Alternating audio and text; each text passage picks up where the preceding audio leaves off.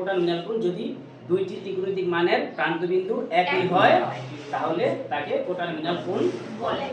যেমন আমরা ধরি এখানে আমাদের নবম শ্রেণীর নমুনা প্রশ্নপত্রে একটা কোটানোমিনাল কোণ সম্পর্কে বলা হয়েছে। এখানে কয়েকটা অপশন দেওয়া হয়েছে, বলছে কোন কোন যুগল কোটানোমিনাল কোণ। কোটানোমিনাল কোণ এখানে 40 ডিগ্রি এবং মাইনাস 320 ডিগ্রি দেওয়া আছে। তো আমরা একটা 40 ডিগ্রি একটা কোণ আঁকি, একটা 40 ডিগ্রি কোণ আঁকি। ধরো আমরা আগে কি শিখে নিই যে এই যে আমাদের আমরা একটা গ্রাফের মধ্যে একটা জিনিস আঁকছি। এখানে এটা চারটা ভাগ। এটা কয়টা ভাগ? চারটা ভাগ। এটা হলো প্রথম ভাগ। এটা কি? প্রথম ভাগ। এটা দ্বিতীয়, এটা তৃতীয়, এটা চতুর্থ ভাগ। তো এগুলো আমরা জানার জন্য বললাম যে এই ভাগগুলো আমরা জানলাম। তো এখন ধরো প্রতিটা ভাগেই কিন্তু 90 ডিগ্রি কোণ, প্রত্যেকটা এক একটা সমকোণ। প্রত্যেকটা কি? এক একটা সমকোণ। আচ্ছা, তো এক একটা সমকোণ আমরা জানি সমকোণের মান কত? 90 ডিগ্রি। সমকোণের মান কত? 90 ডিগ্রি। তাহলে এখানে আমরা 40 ডিগ্রি যদি একটা কোণ আঁকি, ধরো এই 40 ডিগ্রি কোণটা ধরো এই, ধরো ও এ। एग्जांपल আমরা এটার নাম দিলাম ও এ রশ্মি। এখন এই যে ও এ রশ্মিটা, এটা এখানে আমরা কোণটা হইছে কত? ধরো 40 ডিগ্রি কোণ হইছে। তাহলে এই কোণটা প্রান্তবিন্দু হচ্ছে এই যে এখানে। এই কোণটা প্রান্তবিন্দু কোনটা? এই যে এখানে, এই রেখাটা নাকি? এখানে হচ্ছে প্রান্তবিন্দু। অর্থাৎ কোণটা এটা হলো আদর্শ মান, এই যে আদর্শ অবস্থান যেটা। এটা কি আদর্শ? আদর্শ অবস্থান হলো OS। আদর্শ অবস্থানটা কি?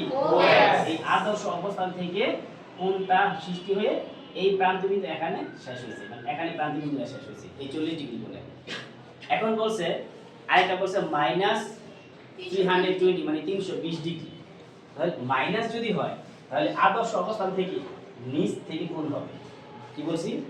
আদর্শ অবস্থান থেকে আদর্শ অবস্থানের নিচ থেকে কোণ সৃষ্টি হবে। তাহলে আদর্শ অবস্থানের নিচ থেকে আমি যদি কোণ সৃষ্টি করি তাহলে এটা এখানে, এখান থেকে এখানে কত? 90। আবার এখানে আসলে 100, আবার 90 90 180, আবার আসলে এখানে, আবার আসলে এখানে কত? 70। আচ্ছা, তারপর আবার এখানে আসলে, এখন এটা তো আমরা জানলাম এখান থেকে এখানে 90 ডিগ্রি, এখান থেকে 90, এখান থেকে 90। তো 390 কত হইছে? 270 ডিগ্রি। এখন এখান থেকে এখানে কত? যেহেতু পুরাটা 90, তাহলে এখানে 40 চলে গেল, হইল কত? 50। তাহলে 70, 270 আর 50 কত হইতাছে? 320। তাহলে এটা এখান থেকে এই প্রান্তে আসতে, এই প্রান্তে যদি এখানে আসতে মোট কত হইছে? 320 ডিগ্রি এখানে, আর এখানে হইতাছে 40 ডিগ্রি। যা দুটোটার প্রান্তে বিন্দু একই, দুটোটার প্রান্তে বিন্দু কি? একই দেখাচ্ছে, একই অবস্থানে আছে। কোটানোমিনাল কোণ হলো 40 ডিগ্রি এবং মাইনাস 320 ডিগ্রি, এই দুটো হলো এই কোণ যুগল হলো কি? কোটানোমিনাল কোণ। এবং পরবর্তী যে অপশনটা 40 ডিগ্রি ও প্লাস 320 ডিগ্রি। তো 40 ডিগ্রি আঁকা আছে যার প্রান্তবিন্দু ও এক্সে আছে। এবং এখন যদি আমরা প্লাসে 320 ডিগ্রি আঁকি তাহলে এই আদর্শ অবস্থান থেকে আমরা আঁকা শুরু করি। তো এখান থেকে এখানে কত? 90। আবার এখান থেকে এখানে কত? 180। আবার এখানে কত? কত হইল? 270। কত হইতো? 50। 320 আর 50। তো আমি ধরলাম ধরো এটা এখানে, এখানে এখানে 50। তো এখন কি এই প্রান্তবিন্দু এখানে শেষ হয়ে গেল। তার মানে এখান থেকে এই আদর্শ অবস্থান থেকে এটা ঘুরে এসে এখানে 350 হয়ে যেতেছে। এটা কি আমার ওই একই প্রান্তে, আমার প্রান্তবিন্দু এইটা 40 ডিগ্রি কোণে প্রান্তবিন্দু কোনটা? এই জায়গা, ঠিক না? এই জায়গা প্রান্তবিন্দু অবস্থান। তাহলে এটা কি ঘুরে 320 ডিগ্রি সেই একই প্রান্তবিন্দু কি একই অবস্থানে হইছে? তাই এটা কোটানোমিনাল না। বুঝছি না বুঝি না? তোমরা কি বুঝছো? মানে শুধু বলছি স্যারে বলছি, বুঝছো কিনা? লজ্জায় বললাম জি স্যার বুঝছি, এরকম না ব্যাপারটা। আসলে কি বুঝছো কিনা? জি স্যার। ক্লিয়ার? আরেকটা অপশন দেখবা না? প্রয়োজন নেই? প্রয়োজন আছে? বুঝতে পারছো? জি স্যার। ওকে, ঠিক আছে। তো এখন আমরা দেখব নমুনা প্রশ্ন 6। তো শুধু 6 এর সমাধানই না, আমরা 6 কে উপলক্ষ করে আমরা পদ্ধতিটা শিখব যে কিভাবে এরকম প্রশ্নের থেকে উত্তর বের করতে হয়। শুধু এটা সমাধান দেখানোটাই আমাদের উদ্দেশ্য না। এটার আলোকে এইরকম কোন মান থেকে বা এরকম কোন অঙ্ক থেকে ম্যাথ থেকে এমসিকিউ থেকে কিভাবে উত্তরটা বের করা যায় সেই সিস্টেমটা পদ্ধতিটা আমরা জানবো, ঠিক আছে? তো চলো আমরা এখন দেখি।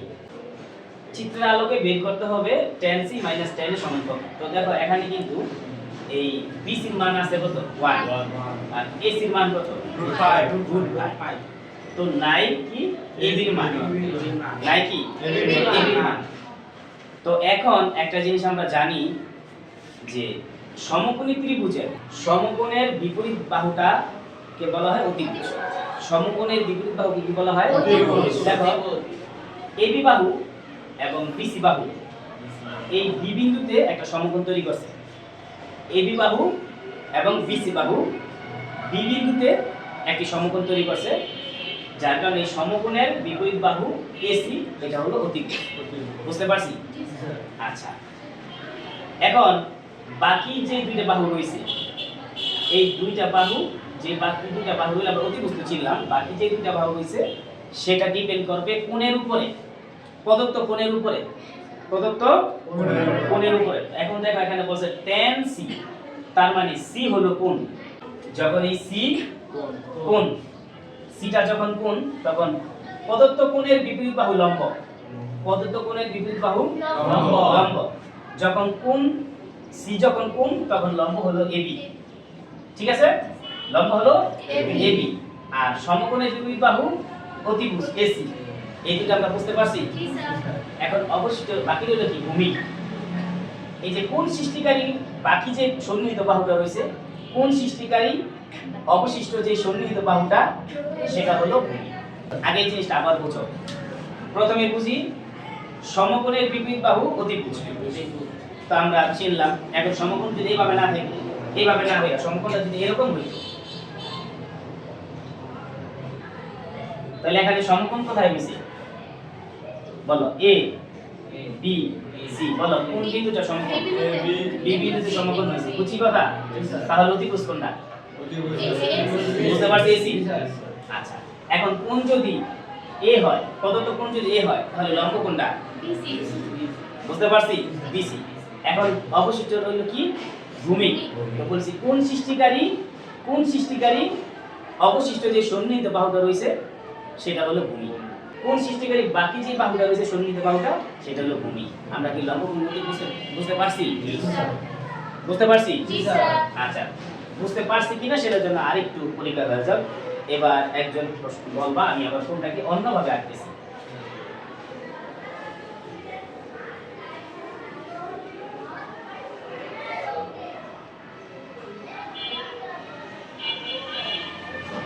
বলো এখন কোনটা হলো ধরো বি, কতটা কোণ বি। তাহলে আমাকে বলো সাদিয়া বলো যে এখানে একটা এসি বাহু, বিসি বাহু, এবি বাহু, এই তিনটা বাহুর মধ্যে কোন বাহুটা কি? কোনটা লম্ব, কোনটা ভূমি, কোনটা অতিভুজ?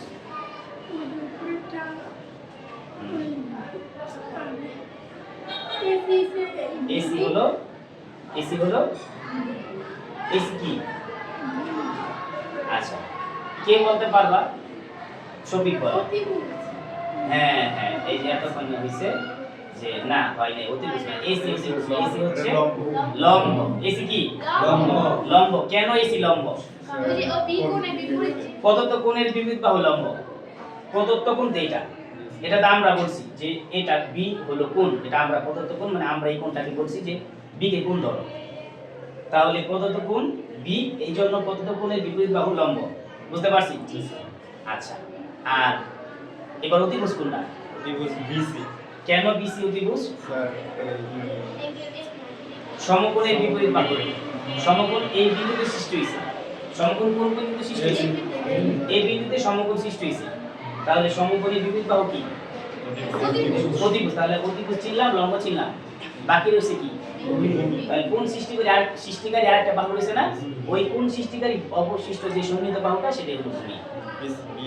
এবি। বুঝতে পারছি? বসো। কে বুঝি নাই এখনো বলো? সবাইকে আমরা বুঝতে পারছি? এই হলো আমাদের লম্ব ভূমি অতিভুজ চিনার উপায়, যেটা মানে আমরা ফিক্সড না যে এটাই লম্ব, এটাই ভূমি, এটাই অতিভুজ, এটা ফিক্সড না। শুধু ফিক্সড হলো সমকোণের বিপরীত বাহু অতিভুজ, এটা ফিক্সড, এবং লম্ব ভূমি ফিক্সড না, সেটা ডিপেন্ড করবে প্রদত্ত কোণের উপরে। আশা করি সবাই বুঝতে পারছো। আচ্ছা, এবার চলো এগুলো আমরা বুঝে ফেলি। আচ্ছা, এখন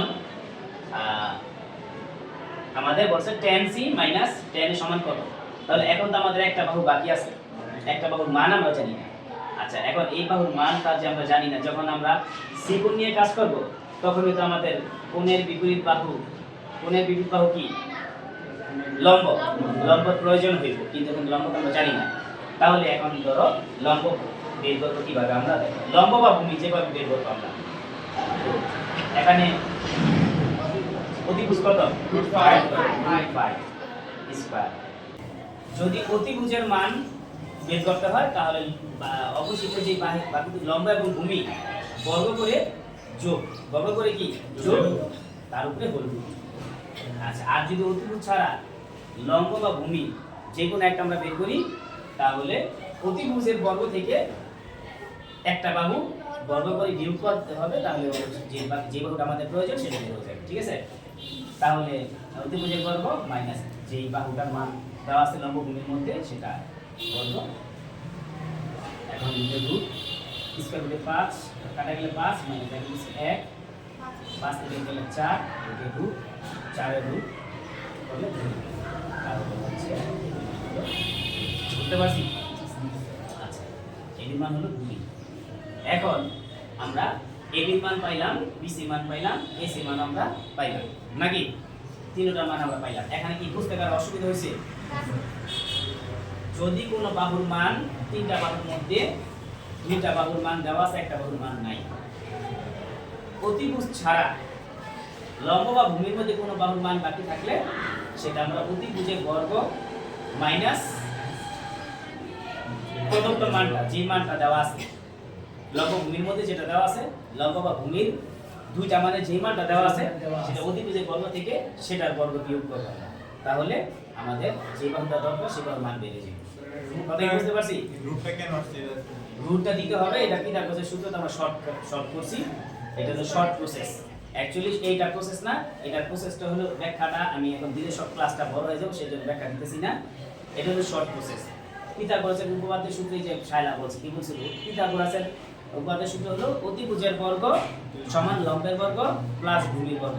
এই সূত্রটাকে মডিফাই করে, এই সূত্রটাকে অ্যানালাইসিস করে তোমাকে এই একটা বাহু যে বাহুর মান অজানা সেই বাহুর মানটা বের করতে হবে।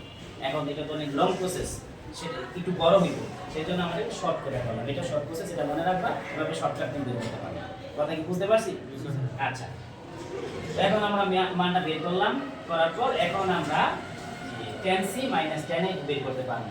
তো tan c মানে কি? c কে কোণ ধরতে হবে। tan c মানে কি? c কে কোণ ধরতে হবে, আমরা এই পাশে রাখলাম এটা। এবার c কে কোণ ধরলে, c কে যদি আমরা কোণ ধরি, এই c কে যদি আমরা কোণ ধরি তাহলে লম্ব কোণটা tan এর সূত্র দেখলে বুঝে নিই। tan c মানে c কে কোণ ধরলে, এবার tan এর সূত্র কি?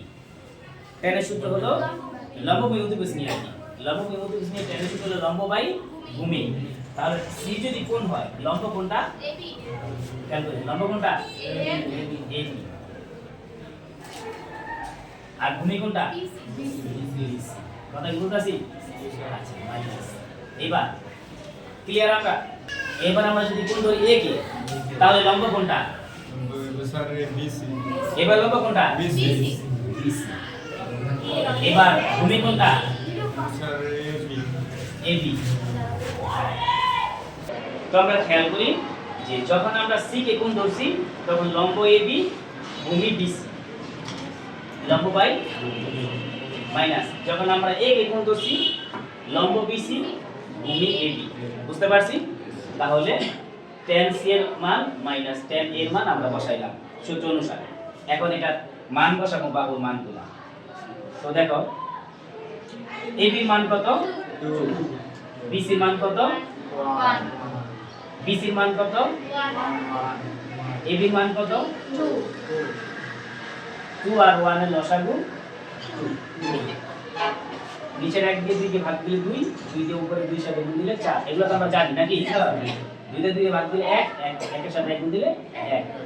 তাহলে 4 থেকে 1 গেলে 3, নিচে 3/2। এইভাবে বুঝতে পারছি স্যার ক্লিয়ার জি স্যার আশা করি তোমরা এগুলো এইভাবে যদি অন্য এরকম কিছু চায় তোমরা ব্যাপারটা কি বুঝতে পারছো উত্তর বের করা কিন্তু আমাদের উদ্দেশ্য না এটার আলোকে কিভাবে তুমি এই ধরনের অঙ্ক থেকে বা এমসিকিউ থেকে উত্তর বের করতে পারবা সেই প্রসেসটা কিন্তু আমরা শিখাইলাম